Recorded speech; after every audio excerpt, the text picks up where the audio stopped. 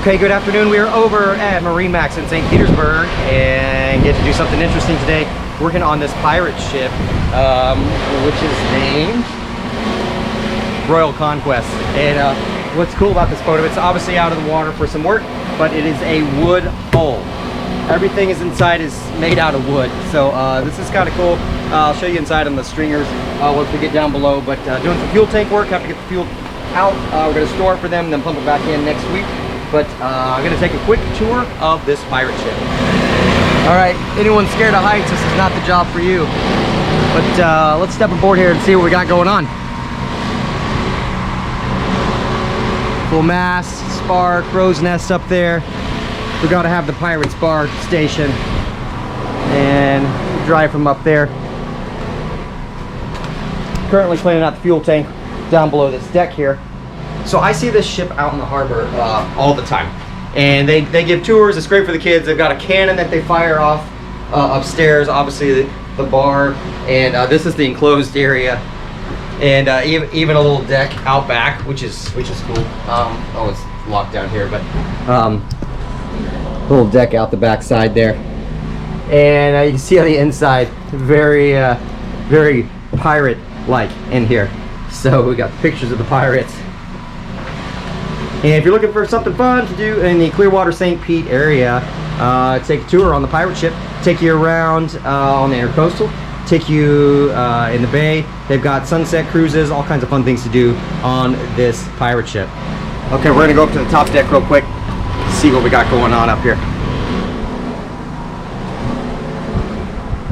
What have you got? The old wooden block and tackle lights out the back, so feels good up here. Nice cool breeze in the boatyard, and you see modern diesel engines here, and they just put a new Northern Lights generator in it, but this is the spot here. Pretty cool. And this pirate ship was built in 1999. Shipyard, all wood. Look at that. That's pretty cool. So we'll go down below under the deck here in a second, and I'll show you what it looks like downstairs. I got to keep an eye on this drum while we evacuate the fuel.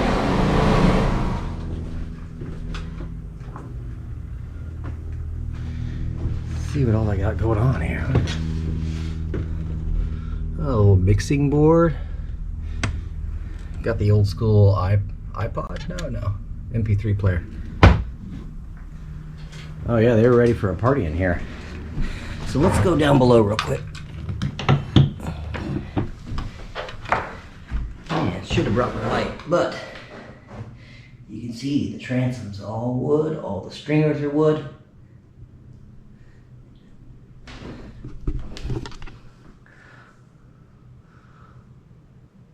Whole boat made out of wood. Something else. All right, the other thing that's fascinating here, it actually looks like it has some working sails. I don't know if they use those for anything, but sure looks like they are usable on both masts. So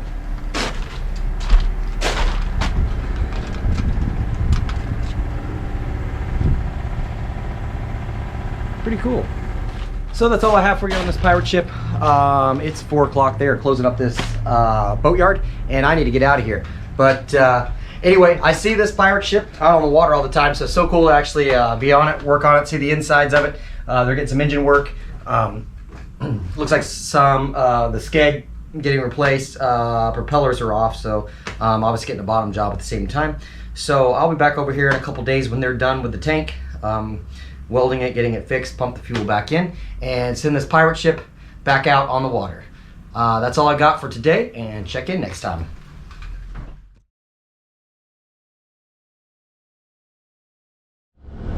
Okay, good afternoon. I just finished up over at Maximo Marina working on the Tampa Bay Pilot's, one of their pilot boats named Brigade, and that boat was in with some bad fuel tanks, so I had to remove the fuel, put it in storage. Gonna come back over here in a couple days and put the fuel back in the boat.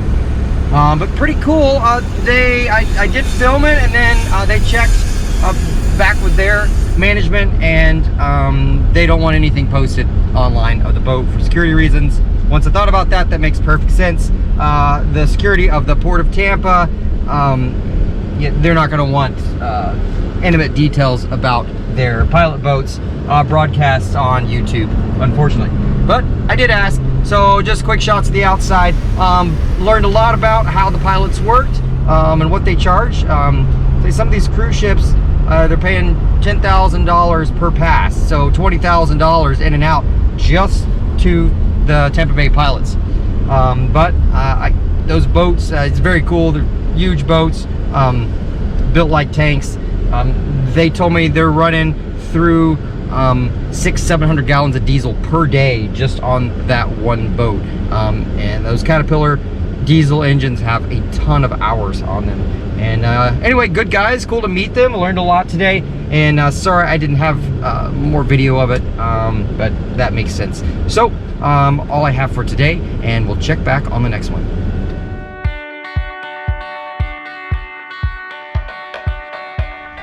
Okay, good morning. We are over at Largo Intercoastal Marine, and I'm taking a look at this older Carver. And there's not a whole lot to say about this boat. It is older, it is a Carver, which is not going to be your top-notch quality boat, but they do make some really cool layouts for a small pocket coastal cruiser, and that's what I like about these. They're not too big, but they have a lot packed into a little space. So I'm going to hop aboard real quick, and we're going to take a look at this. Again, it's a 1997 31-foot Carver. Okay, this particular boat is gas inboard, so that means it's got straight shafts and twin big block gas engines, which are original, 1997, probably due for a repower here. The owner is elderly, hasn't used the boat in almost 5 years, so he's going to be putting it up for sale. Probably not worth a ton of money. This boat is maybe a $25,000 boat, but for someone that wants a cruiser, a small pocket cruiser, and willing to repower, you could even put some smaller diesel engines if efficiency was a concern. Otherwise, you know, go the cheaper route. You can just drop in some new blocks for the engines. But I'm gonna hop aboard, and like I said, what I really like about these Carvers is the layout. Okay, as always, we're gonna start with the mechanicals, and we have a twin 454 Crusader engines. You see Crusader and Crusaders were kind of the marine engine of choice back in the late 90s. So looks like they're in pretty good shape, but everything here is original. And what I'm looking for,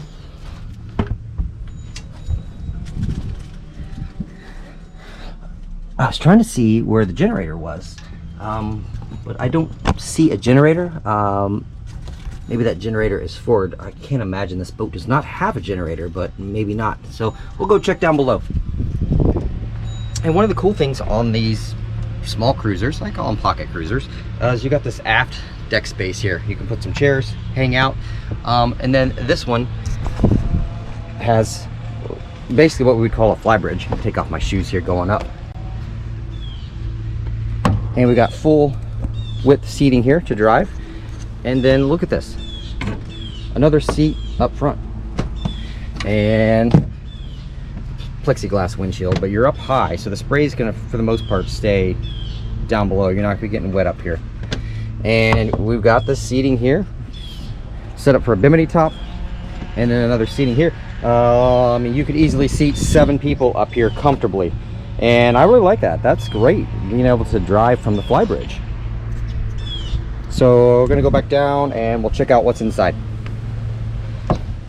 Okay, again, this boat has not been used in 5 years, so I'm expecting that it's a little dirty in here. But look at this roomy space here. He's got his cover up, but that's a sliding glass door there with a wraparound couch, table, another big long bench seat here. It does have air conditioning, obviously, but I'm looking at the electrical box here, and it is not set up for a generator, so the AC would only be if you're on shore power. So no generator in this boat. That's okay. Look at that, the old cassette deck and tube TV from the 90s, so that's great. But anyway, nice galley area, fridge, Someone could fix this up real easily with some new upholstery, maybe even some snap-in carpet over the old stuff. We got a stovetop and these nice wraparound windows. Drawer space down below, hanging closet, opening port there, and this is a big bed space in here. So lots of headroom, and I can turn around and show you. You know, there's a ton of room above me here, and especially as we walk towards the stern, this is a big space in here for basically a relatively small boat. As you see, we're on land. This boat is moved in and out with a forklift. It's kept in dry storage on a rack. So maybe a little bit too big for a trailerable boat, but something you wanted to keep in high and dry, and it's small enough for that. That's pretty cool. So I don't know if it wouldn't be, like I said, a new upholstery, and a snap-in carpet, and maybe a repower, depending on what you wanted to do with it. I don't know if it'd be worth the expense of diesels, but and then obviously a full bathroom in here, stand-up head, AC vents in the bathroom as well. Looks like it's set up pretty well. I'm partial to these boats because I do like going out and spending the night on the boat. So anything with this kind of space, take it the entire family, even some friends comfortably. Seat 7 upstairs. I think this is a cool layout for the price. Again, this boat's only worth maybe $25,000-$30,000 for the right person. It does run, but the engines are a little tired and probably due for a repower. So anyway, for now, I'm gonna lock this baby up, say goodbye to 1997, and get on to the next one.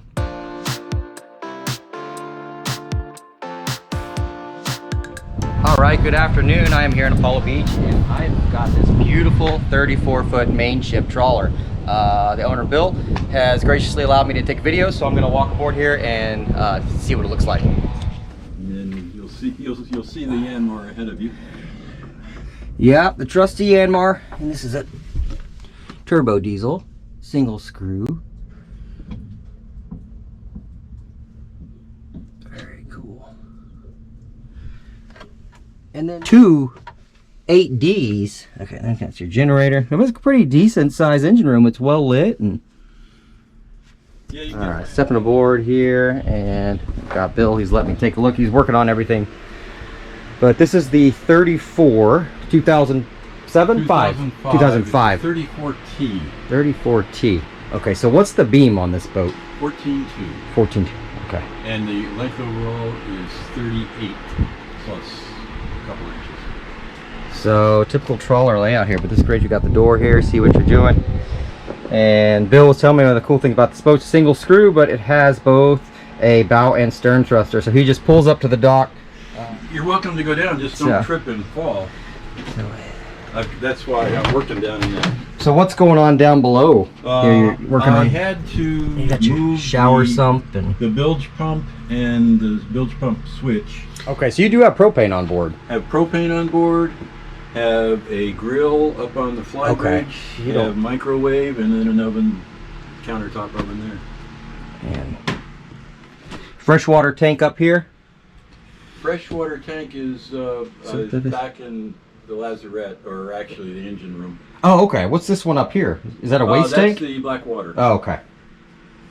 And what's cool about this layout, a full separate stand-up shower.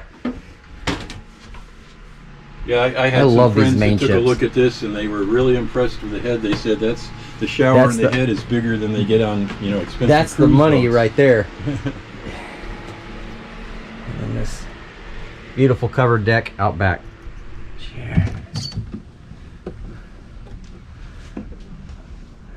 Beautiful day. Took out the isinglass enclosure. Keep the spray in the cold. So what a setup. Very cool. Well, thank you, Bill. I appreciate you letting me take a look. Sure thing. Okay, so just finished up. I actually was working on the little boat next to that trawler and asked the owner if I could take a look, and he was more than happy to sit and chat with me for about 45 minutes, telling me all about his MainShip trawler.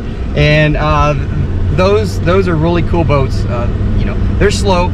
Cruising speed's about 8 knots. That turbo Yanmar diesel would push it up to about 15 knots.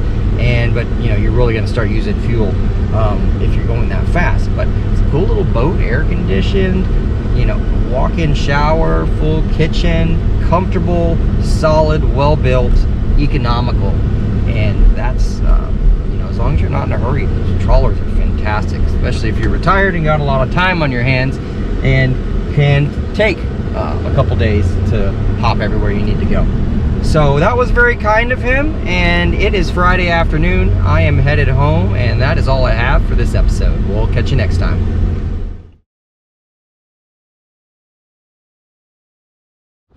All right, good evening. Welcome to the last part of this Florida Boat Guy episode. We are doing an overnight at Calavisi again. Beautiful evening here. The sun just set. I'm in Clearwater Harbor right now, so having a 15-minute drive over there, and gonna spend the night. It's got some dry air that's coming in, and this feels beautiful. It's supposed to be about 69, 70 degrees tonight. Should be perfect. But quick update, won't be going to Cedar Key anytime soon. I finally did get a hold of somebody at the marina up at Cedar Key, and they said most of their major dock facilities were okay, but all of the channel markers got washed away. The channels were moved by the storm. We're talking about a Dahlia that went through here. So they've got to come out. There's more dredging. They have to move some channel markers, so it's going to be a little while before I get back up there. So I'm working on another long distance trip. Not sure what I'm going to do quite yet, but as soon as I get that figured out, I will share it with everybody. Take a look at some longer trips, maybe even hopping down to the Keys, possibly having to install or doing a fuel bladder option to give me some more range out of this boat. Maybe comfortably a 300-mile range. But anyway, me and Noah and I are going to head over to Calavisi Marina right now and get hooked up for the evening and enjoy this beautiful sunset. Until the next one, that's all I've got. We'll check in next time.